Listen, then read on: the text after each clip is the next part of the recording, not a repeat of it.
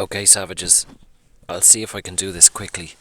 So these words are really about unplugging from the matrix. Nice trendy catchphrase that should appease the YouTube algorithm. So I'll get more than 50 views on a video.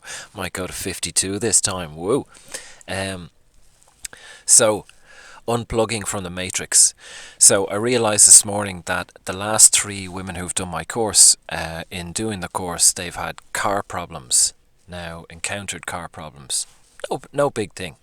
But that's where this whole talk comes from. Not car problems, but we have been, and to some degree are, plugged into the matrix. So what does that mean? About now, I'm just back from Bali, maybe, I don't know how many days, 4 or 5 days, and obviously I live in my car, and I'm back in my car maybe, I think 2 nights, and I'm dying of a cold. I just had a horrible 24 hours of snots and sneezing and all the rest of it.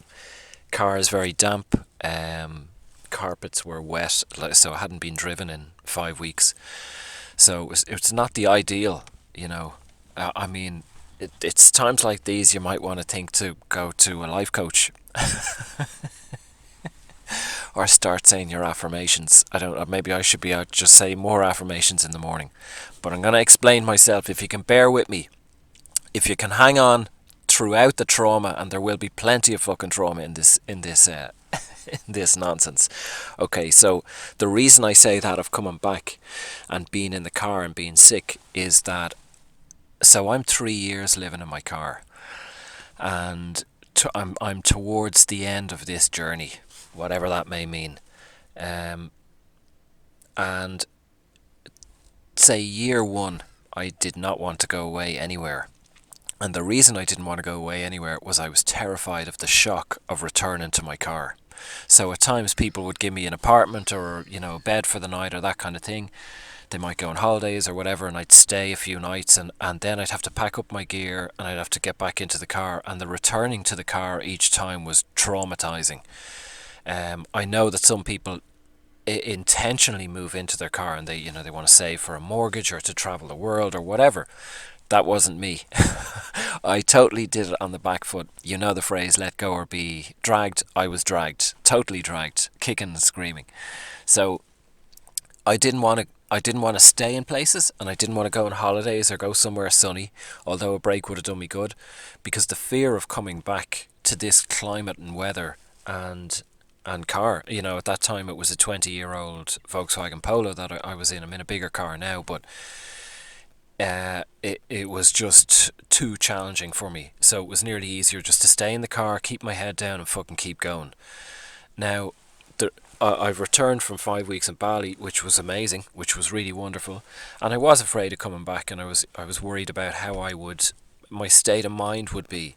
But I see it's been a great experience because I can see my growth.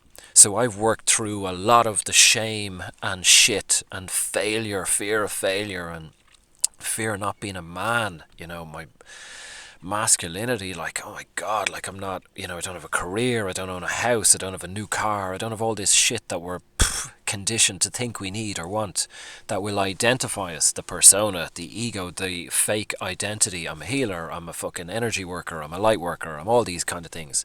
All nonsense. So it's been a great experience for me to see my own progress. Now I'm physically not well. I'm just run down. I have the weather here is near 0 degrees Celsius, strong winds, heavy rain.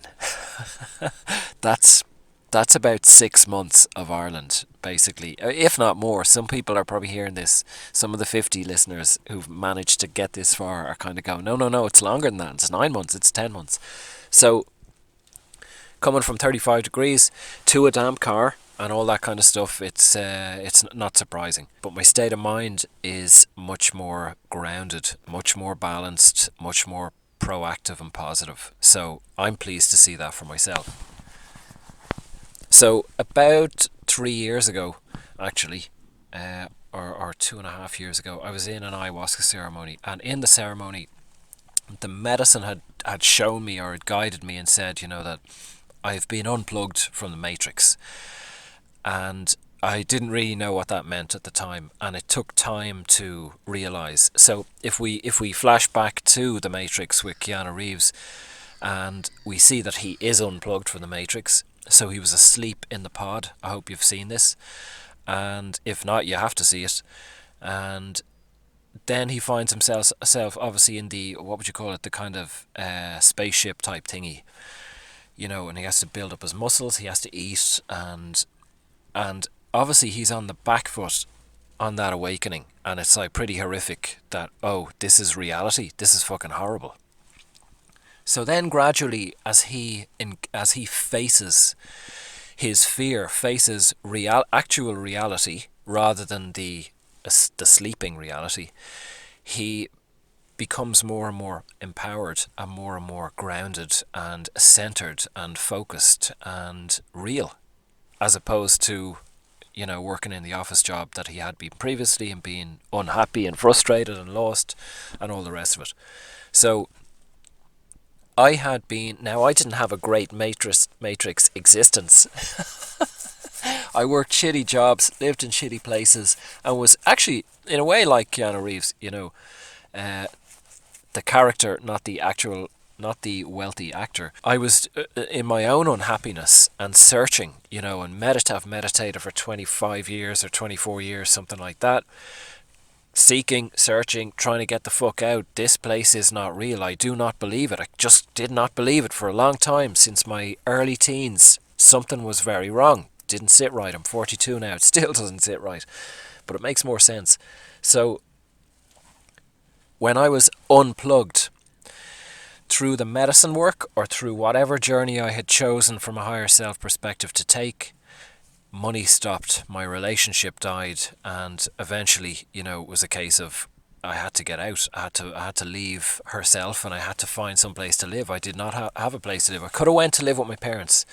I want to be clear that I'm not a victim of circumstance. There were alternatives, such as pay high rents, live in a shitty place. Dublin has extremely high rents for shitholes. So I knew on some level I need space. Couldn't live at home. I knew I'd kill my parents or they'd kill me. They just drive me mad. And they also live about an hour and 40 minutes outside Dublin, so I couldn't continue working or making bits of money in the things that I was doing, so it was just too far. So the next step was the car, and I had a journey that I was guided to move into the car, that it was purposeful. So I thought, okay, I'll trust the medicine, I'll trust the work, I'll see what happens. And it was purposeful, obviously, to force me to face all that shame, all that deep dark stuff down underneath of like wanting to be somebody, I've talked about this on an Instagram post a couple of weeks ago, that our Western world circulates on, say, life coaches, for example. Now, I'm not having a go at life coaches or that world.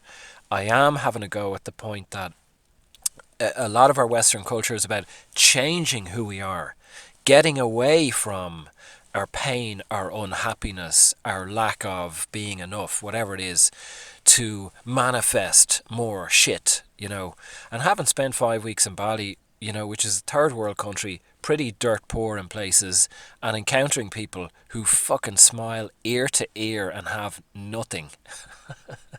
And then come back here and see people in their brand new Mercedes and BMW, but there's a lot of unhappy people and stressed people. And that's kind of the epitome of what the West seems to be, on some levels, of trying to be more, change your career, find the better man, the better woman, make more money. I think that was a bird shit on the car. Make more money. It's be someone else, as opposed to make peace with whoever is already in there. So the reason someone would go to these manifestation courses or life coaching courses or people is generally because they're, guess what, unhappy. They feel unfulfilled, and that this person might help them to achieve the things that maybe the two of these people think will make them feel more fulfilled. I don't doubt that this is purposeful. I don't question that. It can be. But for some people, such as myself, and such as the people who seem to come to me, like the three women whose cars had issues, we're looking for something deeper. And the stuff runs out eventually. So I'm going to read you a quote from, I think it's 2017, King Arthur by Guy Ritchie. So the mage, who's kind of the, I don't know how you explain the mage, like the magician, she's kind of the guide for King Arthur. She says, did you see everything you needed to see? So in the film he went through what's known as the Darklands, which in our world we would call the shadow. He had to face himself. He had to go through his own Darklands in order to find who he is, to find the gems of wisdom, to reintegrate his power. Our power and our wisdom, our happiness, our joy, doesn't live in the nice things. We think it does because we're just brainwashed by the Western world. It actually lives in the horror. It lives in the pain and the depression and the addiction and the darkness. That's where the power is. So I know that doesn't make sense, but for anyone who's done my course or doing my course, they're having moments of like, yeah, okay, I'm seeing that, or they've certainly seen that, and I have certainly seen that. So by me facing my shame and pain by being confronted with living in a car has forced me to grow up, to be a man rather than a boy who's chasing after trinkets, and things and new cars and shiny stuff and all that shit. All that stuff is lovely, and I still want all that stuff. Of course, I'd like a comfortable life, and it's on the way, I feel, but it doesn't define me. So the trinkets don't define me, and the lack of trinkets does not define me. And sadly, in the West, when we don't have the trinkets, the new iPhone, the shiny shoes, the new car, the good job, the whatever, the fucking independence, all that kind of stuff, our self-esteem is so heavily invested in having that stuff that when we don't have it, we feel fucking empty. But I'm grateful for my journey, and I wouldn't do anything different. As hard as it's fucking been, it has set me free. So the lines are from King Arthur, I think 2017. Mage, did you see everything you needed to see? Arthur, where? Mage, in the Darklands. Did you look away? You want to know why you still can't use it, the sword. Arthur, why don't you tell me? Mage, I think you know the answer. You will face it when it's worth it to you. Don't get me wrong, I look away, we all look away. But that is the difference between a man and a king. So the power or the driving force to look at our shit is what sets us free, is what makes us a king or a queen. As I've bitched and moaned about people on Instagram or Facebook or the spirituality, we're all queens. No, you're not. Not in my eyes. A queen is a woman who fucking faces her stuff. A queen does not walk around saying, I'm a strong, independent woman. A strong, independent woman doesn't walk around saying, I'm a strong, independent woman. She is it. She's immovable. She's centered and fucking powerful. She's not having a go at men or toxic masculinity or the patriarchy. She knows why all of this is unfolding. She doesn't care. She's in her power. But she takes no shit. So I've lost me train of thought, as is the norm. So the power comes from facing this stuff. And the unplugging from the matrix entails being set free from feeding that machine. So it's an energy, an entity, demonic, whatever way you want to call it, exchange. We're on some level, we're a degree, there is consciousness of we want the new iPhone, we want the new career, so we're selling our soul, we're selling our spiritual energy, God energy, so we can have the new iPhone, or so we can have the right man or the best man or the whoever the fuck or woman or nice car, whatever that stuff is, or to get drunk, or to the hit of shopping, or the hit of overwork, or the hit of ice cream, or the hit of TV. Distraction. So I've another quote for you. This is by Viktor Frankl, and it simply says, when a man cannot find meaning, he numbs himself with pleasure. So, as I say, I've utmost respect for those who can face and work through, but I do struggle with those who can't. So when our pain gets too much, we have to medicate. And we've all done that. I'm alcoholic, I'm sober 20 years. That was my way. And even putting down booze, there are other ways to numb pain. food, overwork, sex, shopping, I don't know, it's endless. So gradually, as Guy Ritchie says in an interview I've wanted to kind of discuss for a long time, life is about removing these crutches. And as long as we're dependent on the crutch, there's no evolution. There can't be. The crutch basically medicates the pain. So for my 3 years, say, in the car, it's that if I had had a slightly easier life, let's say I won a few grand and I could kind of, at least I can get into an Airbnb, or I can stay in a cheapy bedsit somewhere. Life's not so tough.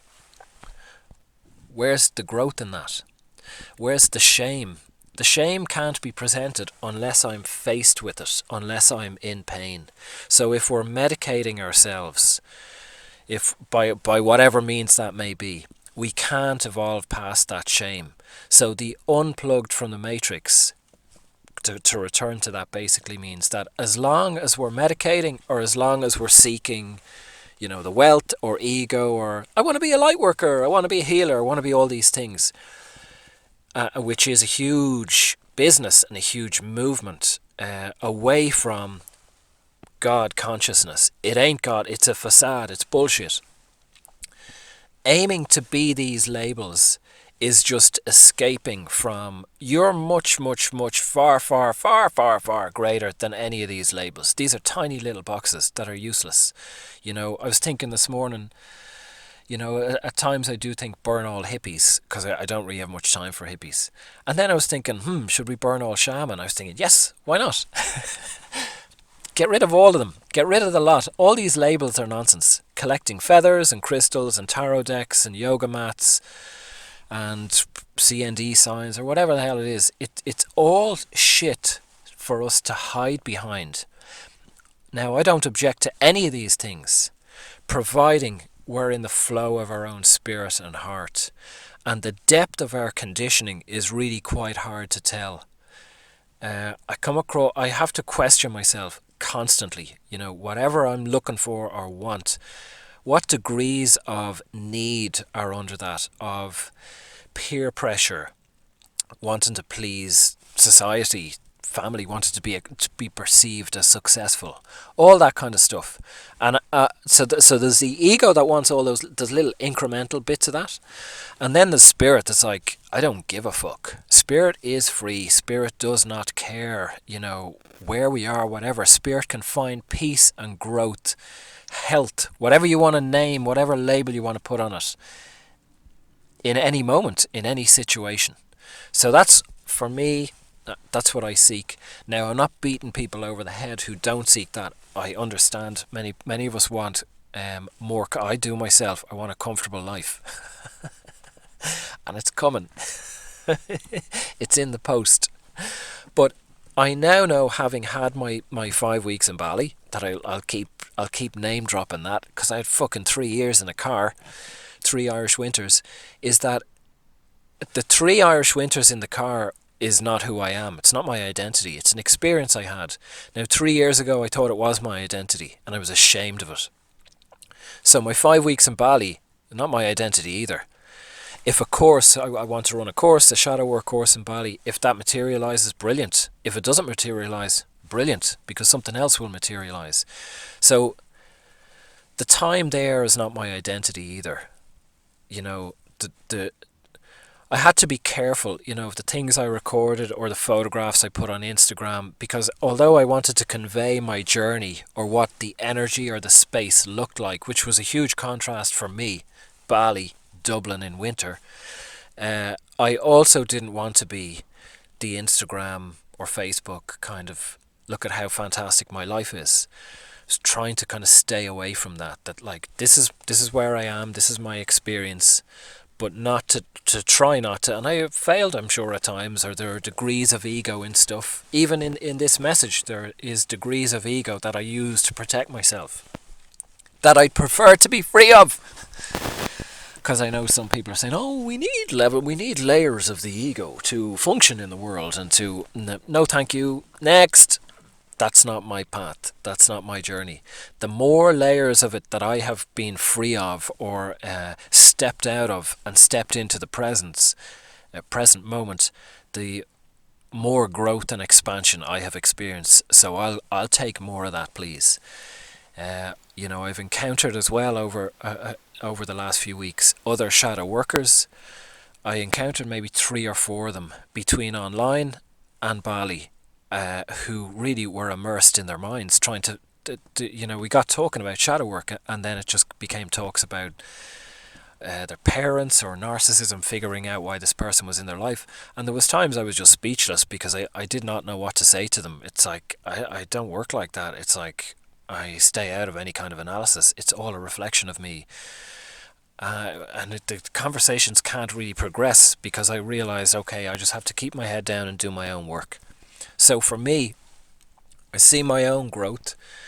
And I've had a few people that I've been very lucky to work with, clients over the last few weeks, who've made great progress, and I'm inspired by their commitment, to watch at times their own lives being fall apart, being unplugged from the machine, from the matrix, no longer feeding our spiritual energy so that we can pay bills or keep a roof over our head or be perceived as X, Y, and Z, to go into no man's land.